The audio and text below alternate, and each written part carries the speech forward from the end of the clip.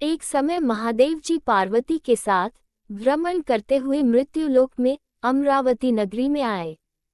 वहां के राजा ने एक शिव मंदिर बनवाया था जो कि अत्यंत भव्य एवं रमणीक तथा मन को शांति पहुंचाने वाला था। भ्रमण करते समय शिव पार्वती भी वहां ठहर गए। पार्वती जी ने कहा, हे नाथ, आओ आज इसी स्थान पर चौसपान से खेलें। खेल प्रारंभ हुआ। शिव जी कहने लगे, मैं जीतूंगा। इस प्रकार उनकी आपस में वार्तालाप होने लगी। उस समय पुजारी जी पूजा करने आए। पार्वती जी ने पूछा, पुजारी जी बताए जीत किसकी होगी? पुजारी बोला, इस खेल में महादेव जी के समान कोई दूसरा पारंगत नहीं हो सकता, इसलिए महादेव जी ही यह बाजी जीतेंगे। परंतु हुआ उल्टा, जीत पार्वती जी की हुई। अतः पार्वती जी ने पुजारी को कोढ़ी होने का श्राप दे दिया कि तूने मिथ्या भाषण किया है। अब तो पुजारी कोढ़ी हो गया। शिव पार्वती जी दोनों वापस चले गए। कुछ समय पश्चात अप्सराएं पूजा करने आईं। अप्सराओं ने पुजारी से उसके कोढ़ी होने का कारण पूछा। पुजारी ने सब बातें बता दी।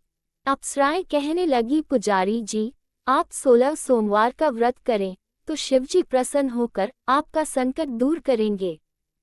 पुजारी जी ने अप्सराओं से व्रत की विधि पूछी। अप्सराओं ने व्रत करने और व्रत के उद्यापन करने की संपूर्ण विधि बता दी। पुजारी ने विधि पूर्वक श्रद्धा भाव से व्रत प्रारंभ किया और अंत में व्रत का उद्यापन भी किया। व्रत के प्रभाव से पुजारी जी रोग मुक्त हो गए। कुछ दिनों बाद शंकर पार्वती जी पुनः उस मंदिर में आए तो पुजारी जी को रोग मुक्त देखकर पार्वती जी ने पूछा, मेरे दिए हुए श्राप से मुक्ति पाने का तुमने कौन सा उपाय किया? पुजारी जी ने कहा, हे माता, अप्सराओं द्वारा बताए गए 16 सोमवार के व्रत करने से मेरा एक कष्ट दूर हुआ है। पार्वती जी ने भी 16 सोमवार का व्रत किया, जिससे उनसे रूठे हुए कार्तिकेय जी भी अपनी माता से प्रसन्न होकर आज्ञाकारी हुए। कार्तिकेय जी ने पूछा, हे माता, क्या कारण है कि मेरा मन सदा आपके चरणों में लगा रहता है? पार्वती जी ने कार्तिकेय को 16 सोमवार के व्रत का महात्म्य तथा विधि बताई। तब कार्तिकेय जी ने भी इस व्रत को किया तो उनका बिछड़ा हुआ मित्र मिल गया। अब मित्र ने भी इस व्रत को अपने विवाह होने की इच्छा से किया। फलत वह विदेश गया। वहां के राजा की कन्या का स्वयंवर था। राजा ने प्रण किया था कि हथिनी जिस व्यक्ति के गले में वरमाला डाल देगी उसी के साथ राजकुमारी का विवाह करूंगा। वह ब्राह्मण मित्र भी स्वयंवर देखने की इच्छा से वहां एक ओर जाकर बैठ गया। हथिनी ने इसी ब्राह्मण मित्र को माला पहनाई तो राजा ने बड़ी धूमधाम से अपनी राजकुमारी का विवाह उसके साथ कर दिया। तत्पश्चात दोनों सुखपूर्वक रहने लगे। एक दिन राजकन्या ने पूछा, हे नाथ, आपने कौन सा पुण्य किया जिससे हथिनी ने आपके गले में वरमाला पहनाई? ब्राह्मण पति ने कहा, मैंने कार्तिकेय जी द्वारा बताए अनुसार 16 सोमवार का व्रत पूर्ण विधि विधान सहित श्रद्धा भक्ति से किया, जिसके फल के कारण मुझे तुम्हारे जैसी सौभाग्यशाली पत्नी मिली। अब तो राजकन्या ने भी सत्य पुत्र प्राप्ति के लिए व्रत किया और सर्वगुण संपन्न पुत्र प्राप्त किया। बड़े होकर पुत्र ने भी राज्य प्राप्ति की कामना से 16 सोमवार का व्रत किया। राजा के देवलोक होने पर इसी ब्राह्मण कुमार को राजगद्दी मिली, फिर भी वह इस व्रत को करता रहा।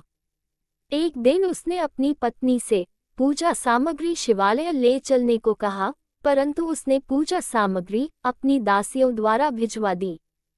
जब राजा ने पूजन समाप्त किया तो आकाशवाणी हुई कि हे राजा, तुम इस पत्नी को त्याग दो, नहीं तो राजपाट से हाथ धोना पड़ेगा। प्रभु की आज्ञा मानकर उसने अपनी पत्नी को महल से निकाल दिया। तब वह अपने भाग्य को कोसती हुई एक बुढ़िया के पास गई और अपना दुखड़ा सुनाया तथा बुढ़िया को बताया, मैं पूजन सामग्री राजा के कहे अनुसार शिवालय में नहीं ले गई और राजा ने मुझे निकाल दिया। बुढ़िया ने कहा, तुझे मेरा काम करना पड़ेगा। उसने स्वीकार कर लिया। तब बुढ़िया ने सूत की गठरी उसके सिर पर रखी और बाजार भेज दिया। रास्ते में आंधी आई तो सिर पर रखी गठरी उड़ गई। बुढ़िया ने डांट कर उसे भगा दिया। अब रानी बुढ़िया के यहाँ से चलते चलते एक आश्रम में पहुंची। गुसाई जी उसे देखते ही समझ गए कि यह उच्च घराने की अबला विपत्ति की मारी है। वे उसे धैर्य बंधाते हुए बोले, बेटी तू मेरे आश्रम में रह, किसी प्रकार की चिंता मत कर। रानी आश्रम में रहने लगी, परंतु जिस वस्तु को वह हाथ लगाती वह वस्तु खराब हो जाती। ये देखकर गुसाई जी ने पूछा, बेटी किस देव के अपराध से ऐसा होता है? रानी ने बताया कि मैंने अपने पति की आज्ञा का उल्लंघन किया और शिवालय में पूजन के लिए नहीं गई, इससे मुझे घोर कष्ट उठाने पड़ रहे हैं। गुसाई जी ने शिव जी से उसके कुशलक्षेम के लिए प्रार्थना की और कहा, बेटी तुम 16 सोमवार का व्रत विधि के अनुसार करो। तब रानी ने विधिपूर्वक व्रत पूर्ण किया। व्रत के प्रभाव से राजा को रानी की याद आई और दूतों को उसकी खोज में भेजा। आश्रम में रानी को देख दूतों ने राजा को बताया।